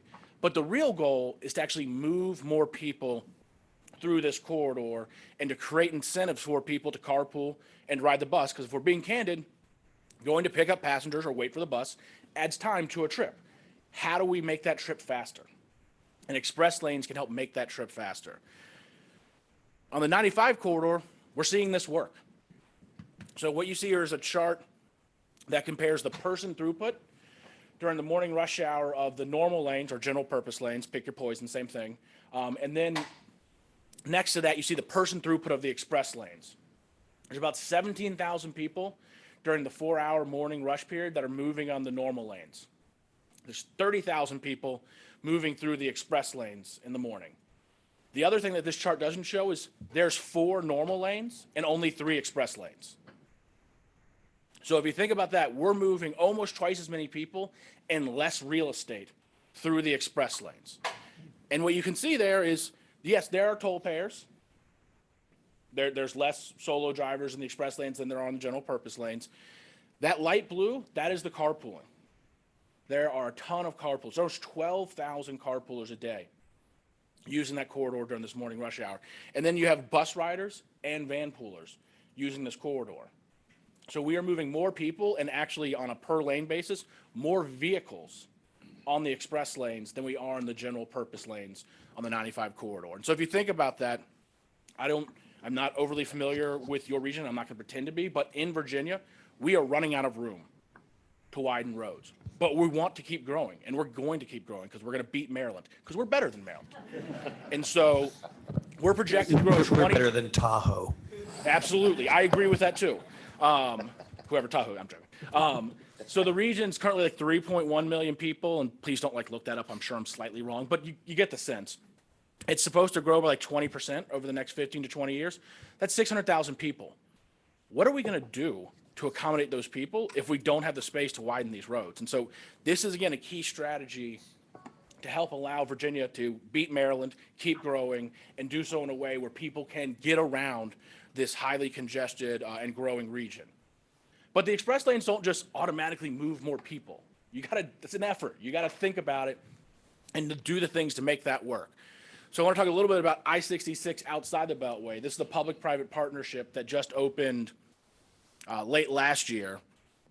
22-mile corridor, converted an HOV lane, built a new one there, but it's doing all the things that we did on the 95 corridor to help us move more people. So you can't just put in the tolling and put in the lanes and be like, well, job done here. It's all going to work. It's more than that. So we're building 4,000 park and ride spots along this corridor, and those park and ride lots have direct access into the express lane. So if you go to that park and ride lot to pick up a carpooler, you pick them up, you never have to get in the traffic of the general purpose lanes. You go straight from that park and ride lot into the express lanes and all the way into DC or wherever you might need to go. The other thing is this project is providing dedicated ongoing support for the entire term of the P3 concession for transit capital and operating in this corridor. The present value of that is $800 million. The nominal value of that is into the billions. But they purchase buses up front, and they are paying for their operations as well as enhanced commuter rail service in this corridor so that we can move more people through this. There's some other things here if we want to talk about public-private partnerships later, where through the financing, the state ended up paying $0 towards this project, got an upfront check of over $500 million, and is going to get another $350 million in present value over the term of kind of the deal. There's very, very bad congestion in this corridor is what you should take away from some of those stats. But the more important thing to take away is when you're doing the express lanes, to make that corridor work and to make it truly move more people, you need the infrastructure and services to achieve that outcome. So now I want to talk a little bit about some of the critiques or criticisms you may hear of express lanes. People say, oh, well, these are Lexus lanes. They don't help all the users on the corridor. First, I just want to reinforce what Chatty said. When you do this, you see speed benefits in the general purpose lanes overnight from the implementation. But the other thing is the main beneficiaries in many instances is not necessarily the solo driver. It is the carpooler and the bus rider. On 66 inside the Beltway, 2/3 of users never paid a toll because they were carpooling, which is free of charge, or they were riding a bus, which doesn't pay the toll. But even those who do pay a toll, it's not something most people do every day. So these are some stats from Washington State DOT. And what you can see is on their express lanes, and I think this is the 405 and 167 corridors, the vast majority of people use it very, very rarely or about once a month. Very, very few people use it on a weekly or daily basis. And then the incomes of people who use those lanes has a wide distribution. So again, it's not just people making hundreds of thousands of dollars. The average user in Washington State makes under $100,000. That's a toll payer, on those corridors. So again, these corridors are really there to benefit all of the users that are there. And as Chatty said, they're there to provide a travel choice when you need it. It's not something, unless you're a carpooler or a bus rider, that people are expected to use on every day. And just like Washington State, in Virginia, I had tons of stats along the same way. On the 95 corridor, 83% of toll payers use the road 4 times or less a month. So not on a regular basis. Very, very few of those users are kind of those repeat daily users on that corridor. So we're kind of wrapping up here. So just maximizing some of the benefits of express lanes. How do you really achieve that? Physical separation, from my perspective, is key. Because what you're trying to do is maintain high levels of travel reliability and speed to maximize your person throughput in that corridor. If you have a dashed lane, that means anybody in the normal lanes on a whim can merge over and create traffic, swerving, or other incidents that just really degrade the service of that lane. And again, you are trying to provide incentives and encouragement for people to carpool and ride the bus. That means it has to be fast. You want it to be fast and reliable. You have to provide the infrastructure like park and ride lots and transit services. And then I also think it's really important that you have connections directly to the surface streets. So the last time I was in LA, my taxi driver, I guess we qualified as HOV2, he took the express lanes from LAX to downtown. And it was great until the express lanes ended randomly 3 miles before the exit to downtown, at which point we then spent 15 minutes going 3 miles to get to the exit. In Virginia, we designed these lanes with direct connections to key origin and destination points. So if you're a carpooler, or if you're a bus rider or a toll payer who made that choice that day, you can get in at these key connections and get directly off the interstate as well onto those surface streets and to your destination. Jay, you want to come back up as well? Sorry. All right, so since we're talking statistics, just give you a couple of numbers from the Bay Area as well. So I-580, you're probably familiar with through the Livermore Valley. Between 2015 to 2018, the 3-year prior to COVID, 5-minute travel time savings overall across all lanes in the westbound AM, and then 3-minute in the eastbound PM after we opened the lane through Livermore. It's a 20 to 30% travel time saving. The travel time in the express lane is 4 minutes or more faster than the general purpose lane on I-580 in the corridor. So with that, we want to kind of close with something to consider, and maybe we'll get into that in the Q&A. But as you embark on any tolling project, there are some really key decisions you have to make regarding variety of tolling policies as you set up the project. So for example, the first one is your pricing policy. Is it going to be a fixed price? Is it being dynamic? Is it time of day? So those are decisions we have to wrestle with. The basis of the pricing, do you toll based on distance, per mile basis, or segment basis, or do you toll on each entry ramp? What depends which ramp you go in. Your hours of operation is very important, whether it's going to be 5 to 9, or like Bay Area 5 a.m. to 8 p.m., or 24/7, weekday, weekends, and particularly on 80 because you have a lot of weekend traffic too, so that's going to be a key decision to make. Occupancy requirement, who pays, who doesn't pay, 2+ or 3+. Do you have to be a carpool with 2 people, 3 people to qualify for that free ride or not? Your tolling payment method, most of the lanes today are toll tag based, so you get a fast track, but there's also increased trend in the industry around mobile app based payment, so you pay through your phone. License plate read, of course, is part of the technology that's available today. Geometric design, we talked about access today, whether it's a continuous access, which means the skip stripe, like your regular HOV, whether it's a limited access buffer separated with a double solid stripe or a barrier separated, or a hybrid. Some of the Bay Area express lanes are hybrid, where it's like a skip stripe for most of the way, and then in areas where there's a lot of weaving, we put the double white stripe to eliminate some of the weaving, which is what we term the hybrid access model. Consistency within the region and adjacent regions too. So as you develop more corridors in the region, how do you develop that consistency? What works for all the corridors, and then how is it consistent with other regions as well? Toll discounts, who do you give toll discounts to? That's another major policy decision. Clean air vehicles and carpools come to mind. Enforcement methods, whether you have to pay for CHP. So just note on the CHP enforcement today, the way the express lanes are being enforced is we have a stationary location for the CHP vehicle to park, usually in the median, and they're observing the traffic going in both directions. And there's a light that tells the CHP officer if it's 2 or 3 or 1 or 2 or 3 in the car. And depends on what light color they see, they look and they verify, did I see 2 or did I see 3 in that car?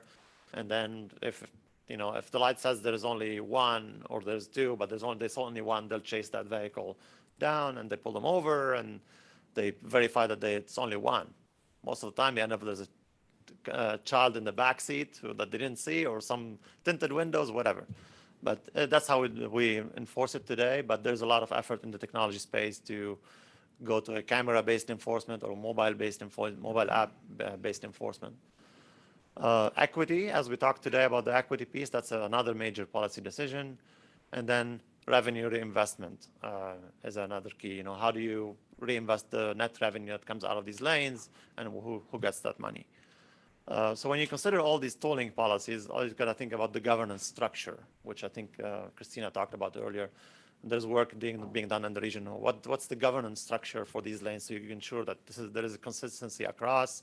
And as a driver, when a driver is on the freeway, you're not going to know I'm on the Sacramento County or Yolo County, or I'm on the freeway. They're not going to know why it changed. So those are things we're going to consider as you plan your future corridors. And I think that's our last slide, so we'll open up for Q&A. Thanks for your time. Thank you very much. Members of the board, questions? Yes, Director. I have a question regarding the business model when you were talking about net reserves or net income after expenses. And I wonder if that net includes like a reserve account for proper timely maintenance on those roads. Yeah. The net is by definition after you pay for maintenance. So you preserve some money for operation. You pay for operation, you preserve some money for maintenance, including some future capital expenditure for upgrades of the toll system, because the toll system technology changes every 5 years or so. So you've got to plan that after you do the first initial installation, you're going to plan for the next upgrade and upgrades after that. So after you take all that into account, the net revenue is what gets reinvested. And then in those jurisdictions, in those areas, they are deciding with that extra money where they want to put it, basically based on whatever their local needs are. Exactly. So the toll authority of that corridor, of the corridors, will decide how that gets invested. Thank you. And I just want to, there is like another distinction. There's the tolling operations and maintenance, which is almost always paid out of the toll revenues. And then there's normal roadway operations and maintenance. In Virginia, on certain corridors, we did not have the tolls pay roadway operations and maintenance, with the idea being these lanes existed. We have taxes that are being imposed that we're using to maintain them today. It would be unfair for us to add a toll to this facility that's being maintained with tax dollars and then go and make the tolls pay for that operations and maintenance. We wanted to preserve as much of the toll revenue as possible to be reinvested in the corridor to, again, maximize the person throughput. Oh, so different jurisdictions are looking at it differently. That's correct, yeah. Thank you. Thank you, Chair. And you touched on this, the governance structure. So if here we've got a kind of a partnership going on. In Virginia, are they the sole decision maker on where that money is reinvested in this case? And have you found in your experience in other jurisdictions, is it best to have just the state agency receive and decide where those funds are spent? So Virginia, in the Virginia model, the state is the one imposing all of those tolls, but Virginia is a much more top-down state on the transportation standpoint. We're a Dillon rule state, which means local governments can't do anything without permission of the state. And so state maintains cul-de-sacs, interstates, everything. So the state is the one who's imposing the tolls. But what we did in those regions is we entered into legally binding agreements with regional agencies like a SACOG, and we said, we're going to give you every single dollar after we pay tolling O&M, because we don't actually know what the best location for a park and ride lot is. We don't know what the best location for a commuter bus service is. You guys, as the region, already run transit. We're going to give this money to you. We want you to pick projects and with performance measures, tell us what you expect them to do, and then go forth and conquer, but also report back and tell us if that actually happened there. But it is the state who does the toll, but the locals who then got the money. Yeah, got it. So in contrast, we're almost completely opposite. So California, we have what we call the self-help counties, right? With the counties that have the sales tax measure that they manage the revenue. Those became the toll authority of each county. So for example, Alameda CTC is the one that managed the tax revenue. So they are the toll authority for Alameda, VTA for Santa Clara, LA Metro for LA, Riverside, San Bernardino, San Diego, Sandag, every 8 county has it. Now, we have corridors that have crossed multiple jurisdictions. For example, 680 Express Lanes, the first one I worked on back in 2010, it was across Alameda and Santa Clara counties. So what we did there is we created a joint powers authority between the 2 counties, because the corridor crossed both counties, and then we had elected officials from both counties, from both boards, sit on that JPA, and that was the governing authority. That's the one who had the toll ordinance, the toll policy decision, all that stuff was decided by the JPA. Similarly, San Mateo just did that one too for 101. San Mateo and San Francisco did that together. So there are ways you can structure a governance authority around a multiple jurisdiction network or corridor. Thank you. Appreciate it. Yes. Thank you, Chair. So a question about carpool and being able to use that for free in the toll lane. So I don't have any statistics to back this up, but it does seem like sometimes when I'm sitting in a non-carpool lane, there's a lot of violations of the carpool lane.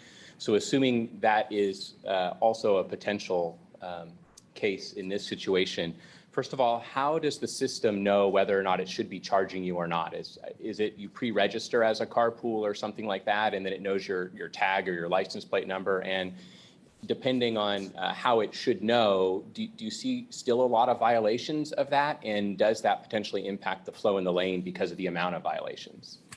Well, the first thing I would say is, I'm guessing, because I've read your HOV reports for California, your HOV lanes are some of the most degraded in the country. And when I read the reason Caltrans is listed as to why they're degraded, violators is almost always on that list. Do you know what an express lane does? It turns a violator into a toll payer. So on 66 inside the Beltway, we had tons of violators before we converted to hot lanes where they could then legally use it.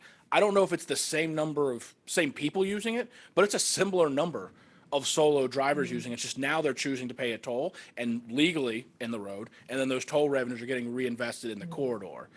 How do you know to charge someone? The toll tag, as Chatty was saying, typically has a switch on it, and then that sends a light above the gantry there, and then you can use that. We also in Virginia are using photo enforcement, and so we look in certain areas, and if we see that you're in HOV mode and there's just one of you that we can see in the car, we send you a nice notice asking if you know how your toll tag works, and did you realize you said you were a carpool when you were missing some of the people required to be a carpool. If we see you do it again, we then say, excuse me, apparently you still are confused. You need to push this little switch back over when you go through there unless you have 3 people in the car.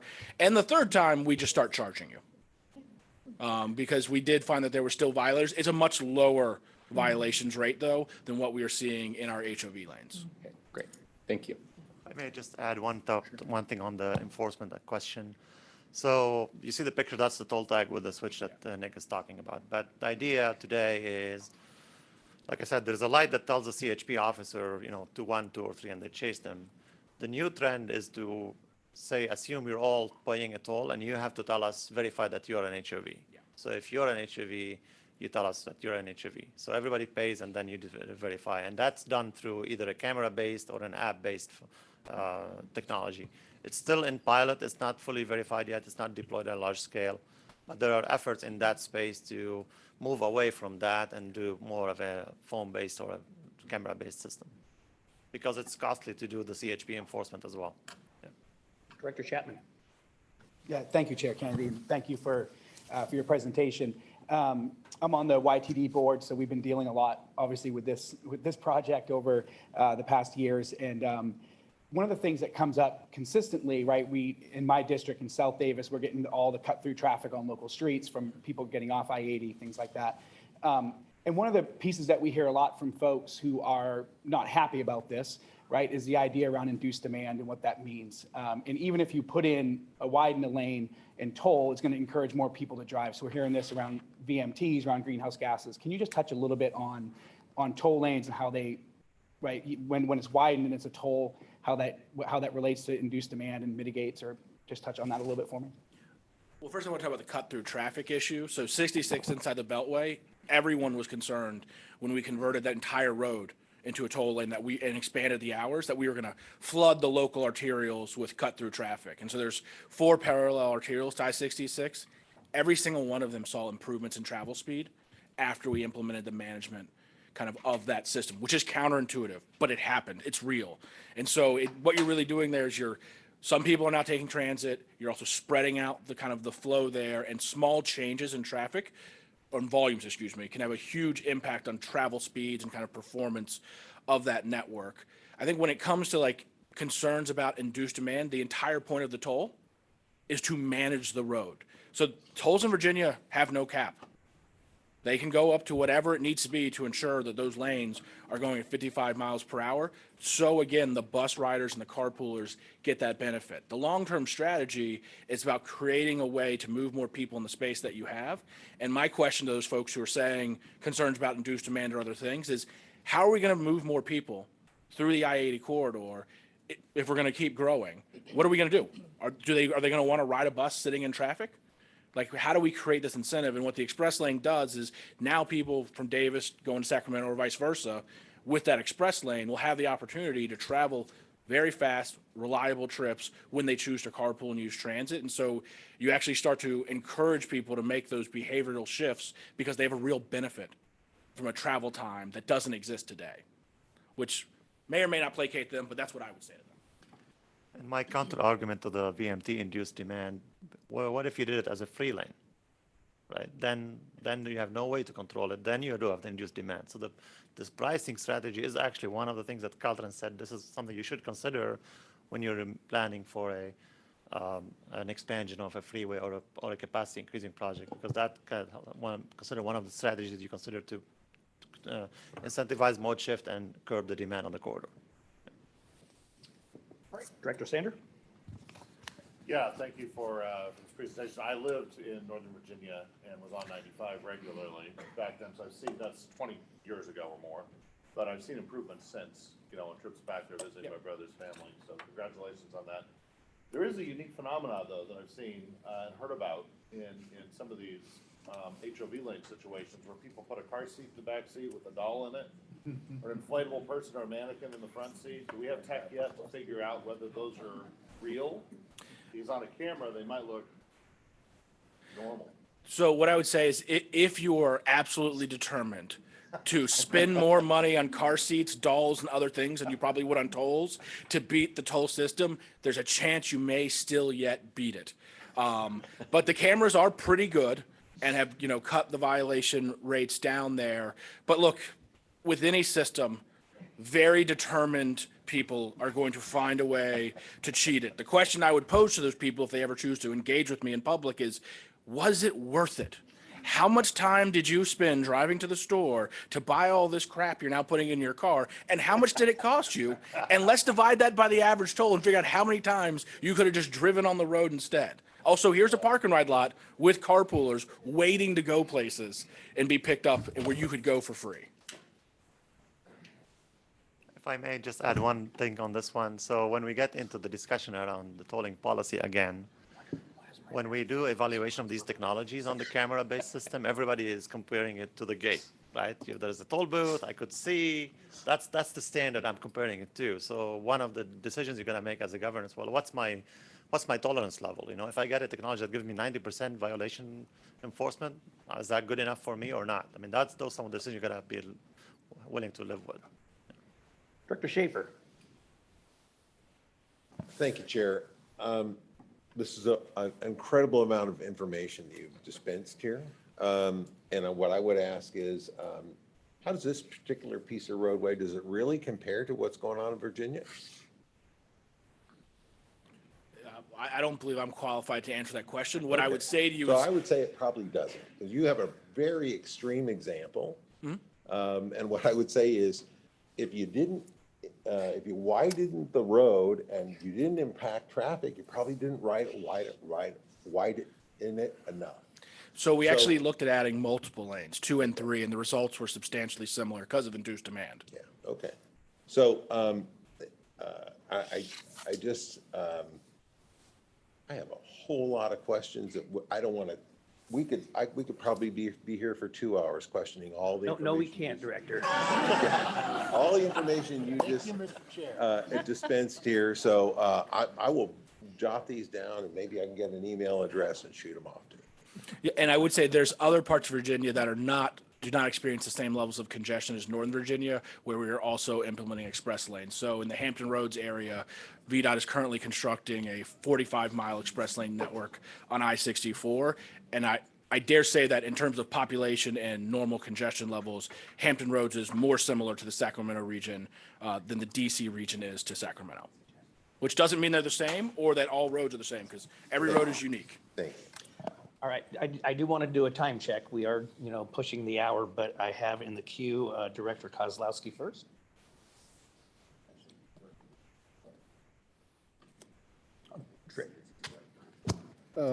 Y'all obviously have a financial dog in the fight. Where do you make money in this proposition? Are you consultants? Or do you own one of these? I mean, what I'm trying to figure out is, I'm looking on the internet, and there's a substantial body of information that is not only not aligned with you, but opposed to these systems. And they may work in some places, they may work in others, but this is not black and white. We're getting a full-on sales pitch on doing. Director Branscombe, I'll have Nick reintroduce himself. He was a deputy secretary for the state of Virginia. No, that's fine. You can poke holes all you want. I just want to say, we do a lot of work to bring you speakers. If I may, I think I've got the floor. We're getting a sales pitch, and there is a substantial body, with respect, sir, there's a substantial body of information out there that's not aligned with this. And I think it would be very useful before we consider this on a deeper level, that we consider that information. And it's unpleasant. I'm not going to quote it, but there's real problems with these systems. Which is different than questioning the credentials of the speakers. I just want to make that point. Absolutely. Every topic we bring to you should be a debate and a discussion. But I hear you questioning credentials and other motives, which I'm sorry, but I take issue with. Well, I was looking at the consulting firm, which is the headline on this. The consulting firm is engaged in, are you in the consulting? I understand you're from Virginia, sir. And you're a consultant?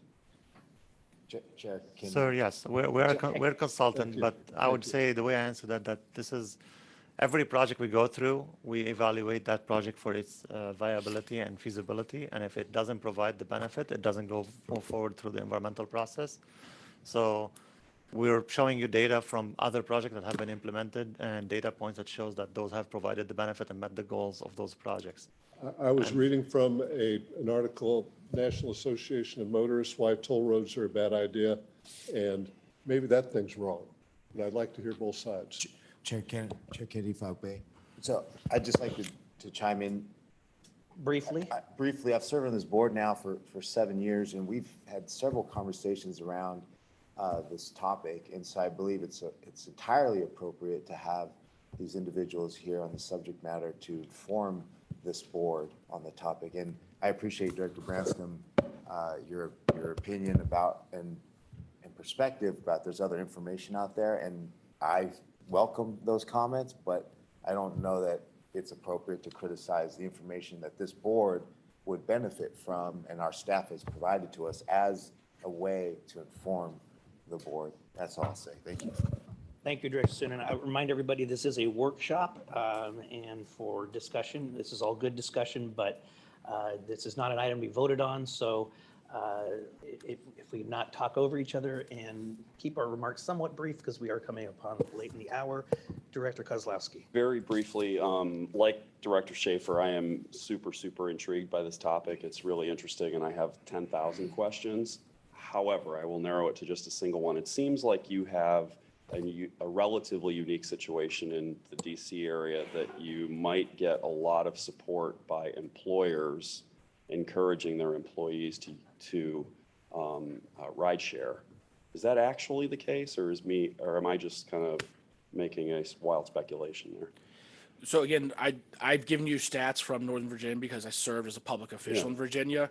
There are stats from other parts of the country that can show I'm only asking about the Virginia example. Is there a great deal of support by employers to get employees to use ride shares, and that is helping the situation in any way? I do not know any statistics, and I'm not trying to be opaque. I have no statistics I can give you on how the employer support for carpooling compares in that region to other regions in the country. Is there support for carpooling by employers in that region specifically that you know about? When you say is there support, do you mean is there monetary support? Does the Pentagon, give some kind of incentive to its employees to come to work in ride shares? To my knowledge, there's no monetary incentive for folks. Parking is difficult and expensive in DC, so like that is a thing. Traffic is unpleasant, so that's a thing. But I am not aware of direct monetary incentives for carpooling. There are transit benefits that are provided by some employers that I think can be used for van pools and express bus, but to my knowledge, and I stand to be corrected by others, that does not apply to carpoolers. Gotcha. Your presentation was excellent. Thank you very much. Thank you, Director. We have Director Frost.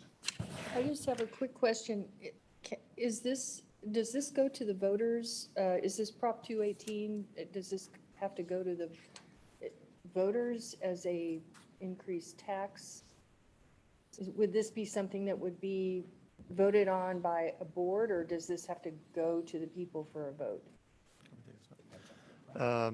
It doesn't go to the voters, but it does go to the California Transportation Commission to request tolling authority. So as a body here in Sacramento, you need to get a tolling authority from the state to toll the interstate or the freeways. So there's an application process and go through that. It was passed through a bill a few years ago to give the authority to toll the freeways to the California Transportation Commission. So that's a bill that was put up on the Senate and passed a few years ago. And now it's through the California Transportation Commission that you get that tolling authority. And that is an appointed board? Yes, I believe so. But it also somebody has to apply. So Nick Donahue cannot go to the CTC and ask for permission to toll a road, nor can Chatty here.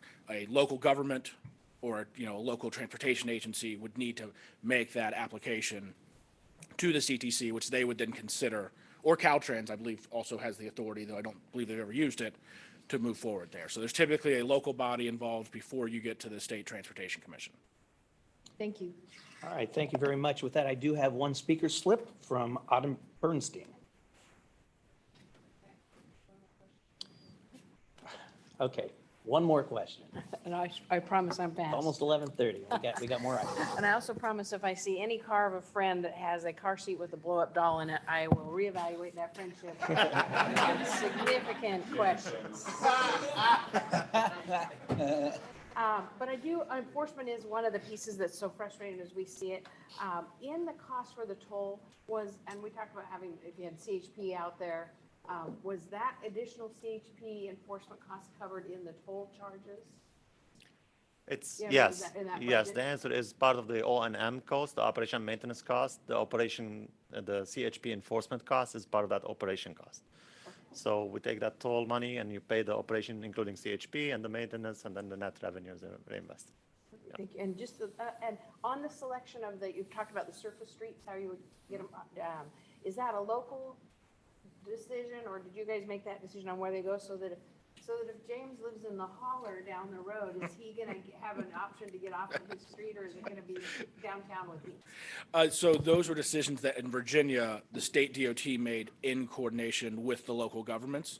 And so we looked at where were major origin destination pairs using cell phone and other data, and then just kind of travel volumes there. And so we used that to kind of select those connections. And again, that drives your usage. If you have a closed system, which in Virginia, all of our systems are barrier separated, there's no open access there.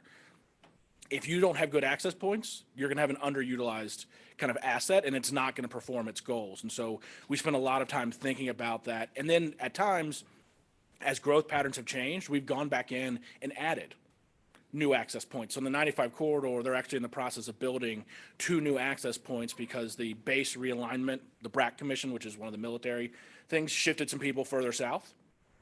And so now there's a need for direct access at the Quantico area because of the high number of people who get on and off there. Thank you very much. That ends our comments here, and we have public comment. Ms. Bernstein. Thank you very much, Mr. Chair. I guess I'll hold this up too.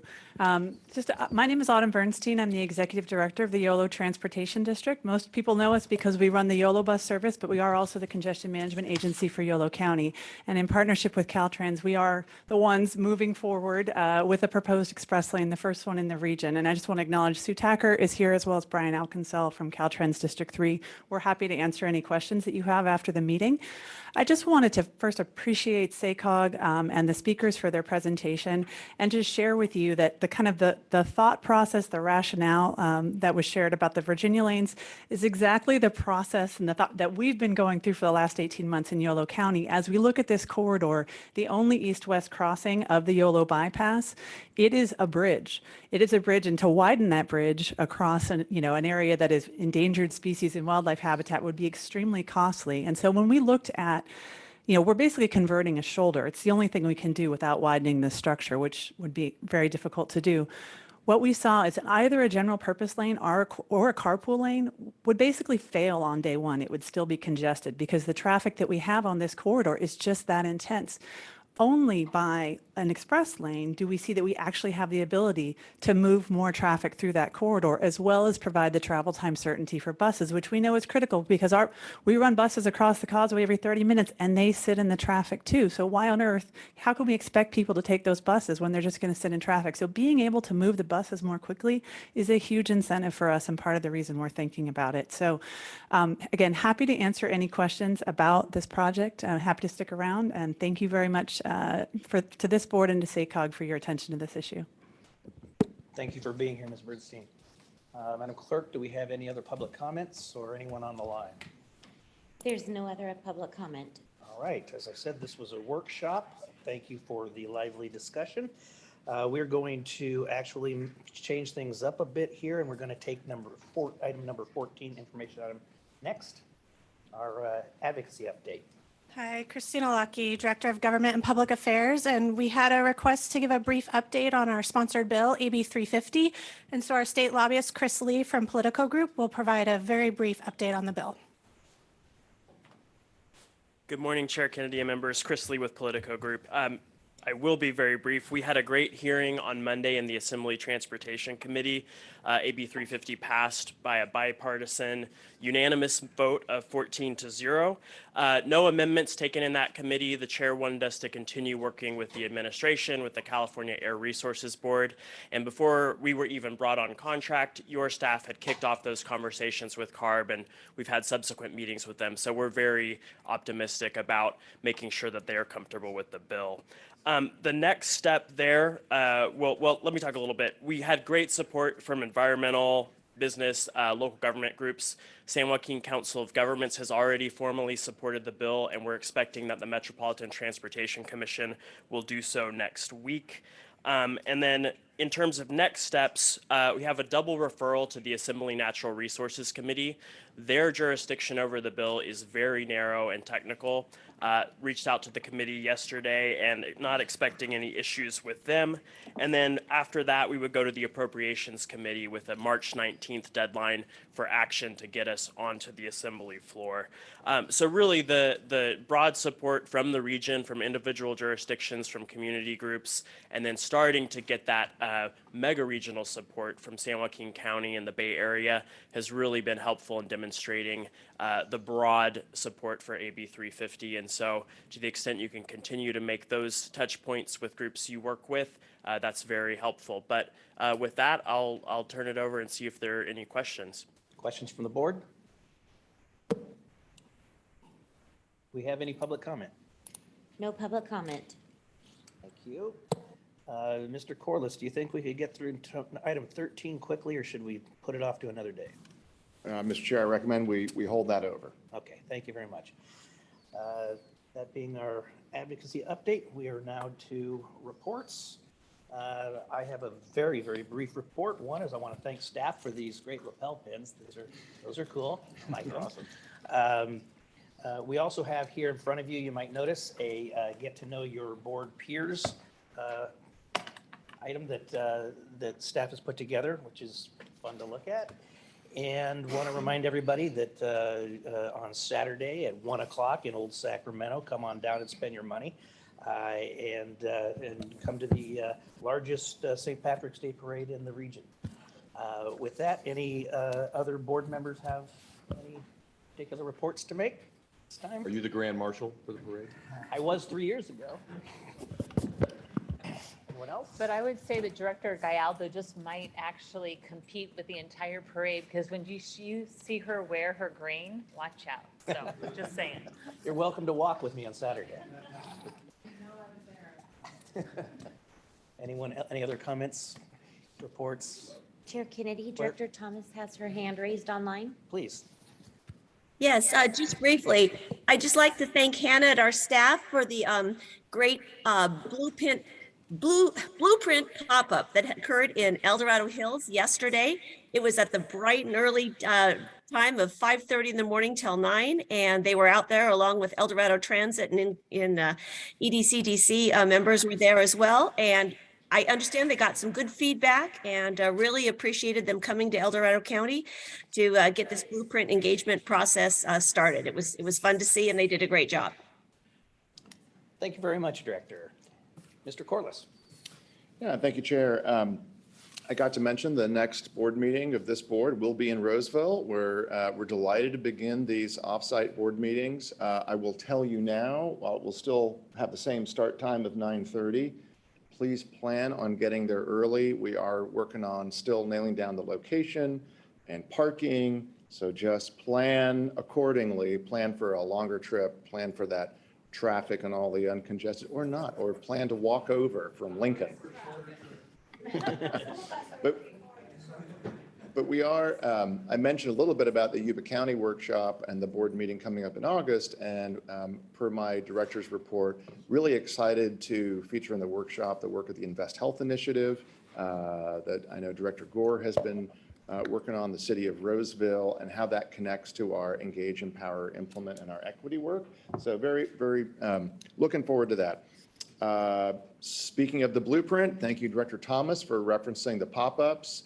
That is an open invitation. So our staff is ready to come anywhere, whenever. You can heard at any time, as early as you want, to get into your community, to talk to residents, right, to get some feedback. So please do reach out to Hannah Shuden and our staff, and you have the email in my report. The registration is open for the June 16th Blueprint event coming up in the city of Folsom. Thank you, Folsom, for hosting that.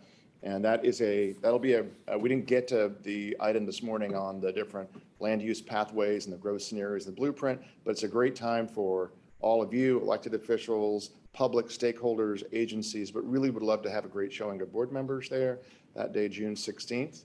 And I believe with that, that concludes my report. Thank you very much. The rest of the items on the agenda are receive and file. Is there a board member with any questions on receive and file item? I just had a comment. Is that okay? Thank you, Chair. I just okay. wanted to take this time to say, because I know we're not going to meet until next month, and it is March, and I just wanted to take this time to say Happy Women's Day to all my women colleagues, and especially to all our staff at SACOG. We have so many incredible, talented, smart, hardworking women at SACOG, elected serving this region, and just really wanted to just center all of you and thank you all for your service and wish you all a happy Women's Month. And so just especially our SACOG staff, all the women in SACOG, just thank you so much for your heart and your hustle and your service to our communities. Very good. Thank you, Director Vang. Appreciate it. With that, as Mr. Corliss said, our next meeting is in Roseville on April 20th at 9:30. Get there early to secure a seat. And if I seem to be rushing people, I apologize, not my intention, but I have heard from many board members that getting out so they can get to their noon appointments would be very much appreciated. So just trying to manage calendars. So I appreciate your indulgence. With that, we're adjourned. All right, good meeting.